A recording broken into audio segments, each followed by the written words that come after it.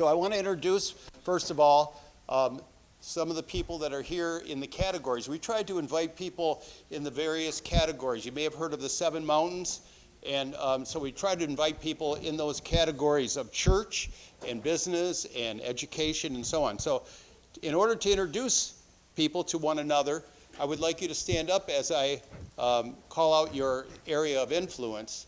So, and people that are involved in church, if you're a pastor or if you're an elder or you're in some kind of ministry, would you please stand up so people could see who you are and those people are here and that you can network with them later on. Okay? Bob and Brad and Pastor Ron back in the back and Ward. Pastor Fred.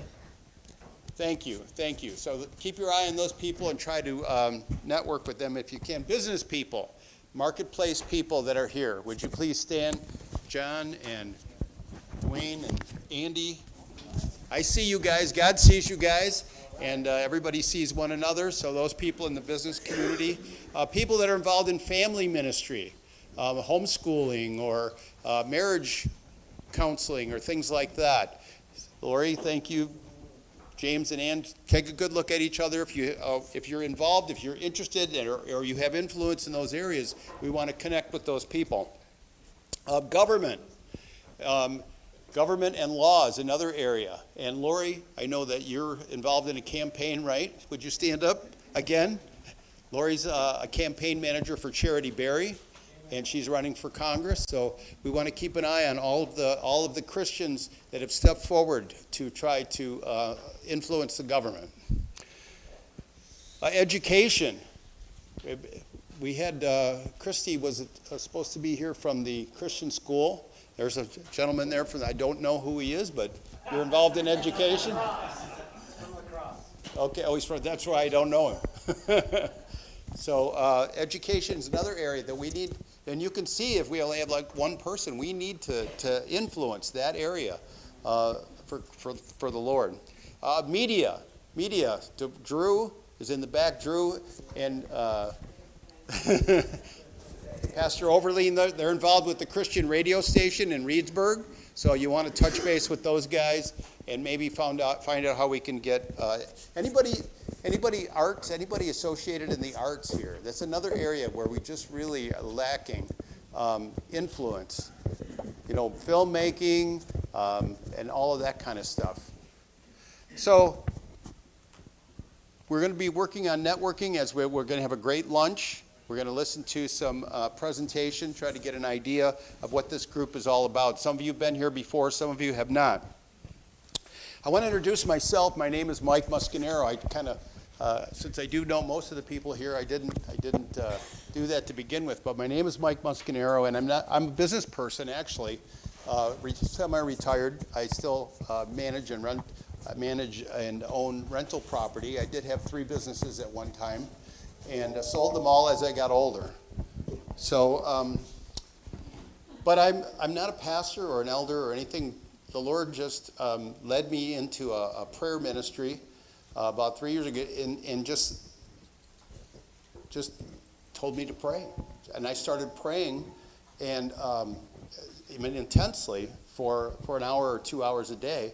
And it was so rewarding, and God kept showing up that I had to tell other people about it.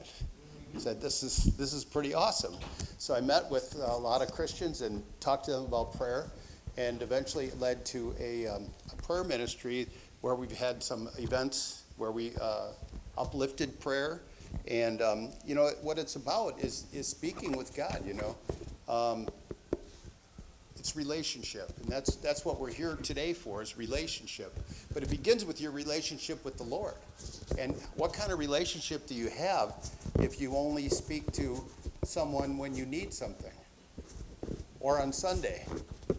And that's a problem with a lot of Christians, is that they only pray to the Lord when they need something or when they go to church. And we need to change that, and that's what our vision is to help people with that, because if we can straighten out that relationship with the Lord, it will spill over into our relationships with each other, and it will show the kind of love that.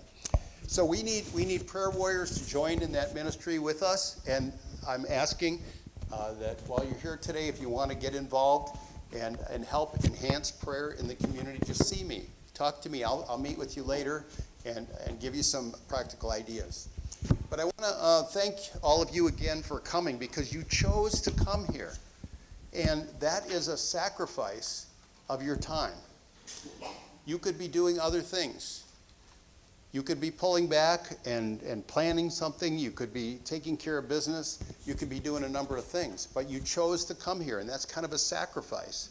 Okay? It's a pouring out of yourself to come here and to be part of this organization and this group and to listen to what we're doing. So for the next 2 hours while you're here, we hope that you will pour yourself out. And that a good illustration that I'd like to, because I've been struck with the idea of pouring yourself out and pulling back, okay? So you pour yourself out by coming here, and then you pull back to discern what's going on.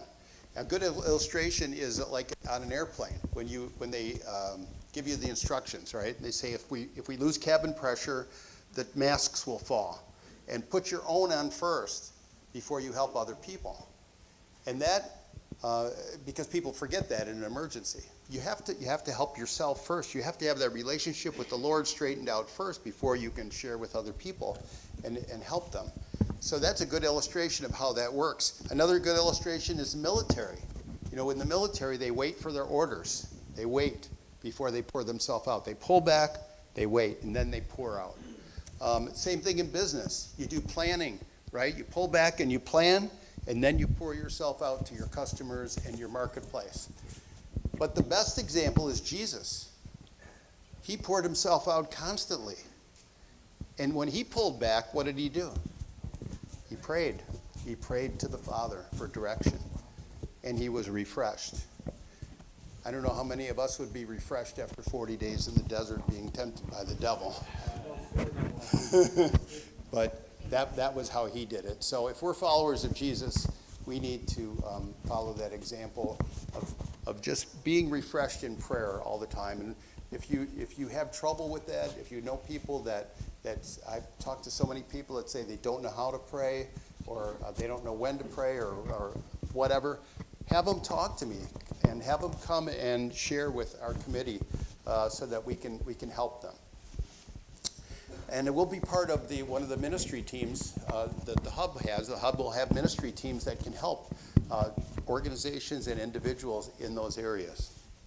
So let's pull back ourselves right now and pray before we start and ask the Lord to help us. God, we just so grateful for all that you're doing in us and around us. And we know that you're here with us. And I just pray, Lord, that each of us would have eyes to hear and eyes to see and ears to hear, and that we would sense your presence, and that we would open ourselves up, that we would drop our walls, and that we would connect with you and with one another. And I pray that this would be a blessed time that we could share with others who are not here, and that your kingdom would come to this area, in this region, and our country, and to the world. That as we pray, your kingdom come, your will be done on earth as it is in heaven. Would you ask people to silence their phone? Yes. Okay. For our little housekeeping there, please silence your phone. And I'm going to turn the meeting over to Mike Brenninger from Richland Center. He's no, Brad's next. I'm sorry, Brad's next, and then Mike. So Brad Keller is. You're from La Crosse, right, Brad? Just move there. I'll let you introduce yourself. Okay. How's that? Okay.